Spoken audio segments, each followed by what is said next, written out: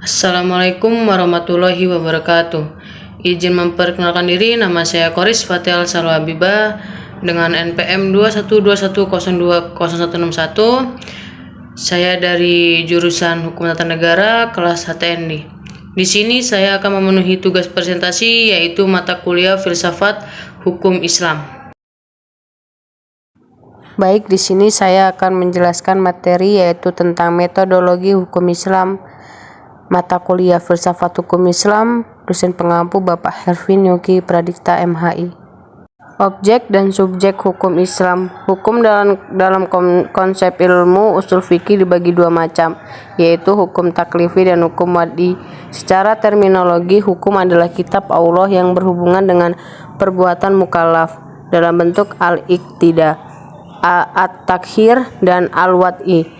Yang dimaksud dengan kitab adalah firman Allah yang berupa perintah-perintah atau larangan-larangan. Juhaya S. Praja menyebut kitab sebagai al-muktabih, yakni produk dari kitab yang berupa perbuatan hukum. Juhaya S. Praja juga mengatakan bahwa yang dimaksud dengan al-iktika atau imperatif ialah tuntutan untuk melakukan sesuatu perbuatan atau untuk tidak melakukan suatu perbuatan. Jika tidak dilaksanakan akan mendapat dosa dan siksaan disebut dengan wajib, sedangkan tuntutan yang harus ditinggalkan jika dilakukan akan berdosa dan mendapat siksa disebut dengan haram. At-takhir atau fakultatif ialah apabila hakim memberikan pilihan kepada mukallaf untuk melakukan sesuatu perbuatan atau tidak melakukannya, yang disebut dengan al-ibaha. Perbuatan disebut dengan mubah. Ada beberapa hukum taklifi, yaitu yang pertama ada ijab, yaitu firman yang menuntut sesuatu perbuatan dengan tuntutan yang pasti. Yang kedua ada nadib, yaitu firman yang menuntut suatu perbuatan dengan tuntutan yang tidak pasti. Menurut ulama Hanifiyah, hukum taklifi dibagi menjadi 7, yaitu ada fardu, wajib, tahrim, karahah, tahrim, karahatah, tanjih, nadib, dan ibadah.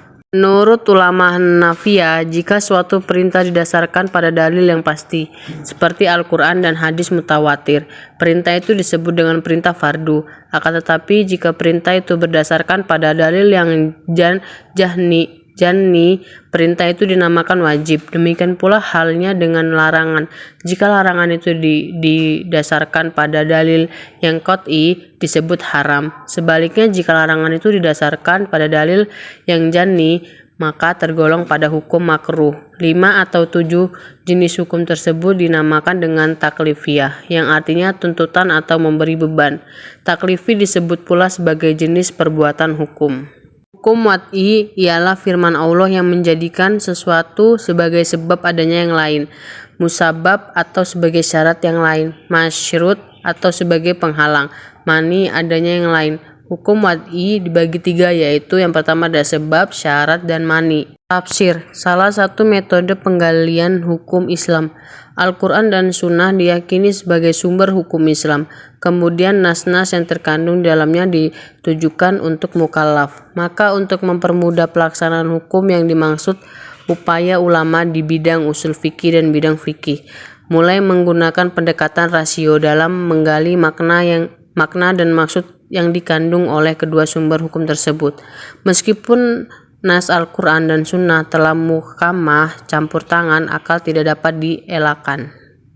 Al-Quran sebagai sumber hukum Islam, ada kalanya ayat-ayat tersebut saling menafsirkan karena adanya munasabah al-ayah. Tetapi tidak jarang ayat-ayat tersebut membutuhkan hadis untuk menjelaskannya atau melalui pendekatan istihad yang sepenuhnya menggunakan rasio. Munasabah al-ayah merupakan cara kerja akal yang istihadiyah, karena akal mengupayakan sekuat mungkin untuk mencari dan membentuk paradigma penafsiran tersebut. Istihad sebagai metode penggalian hukum Islam. Istihad berasal dari kata jahda, yaitu artinya al-mayakah, yaitu sulit, berat, susah, atau sukar.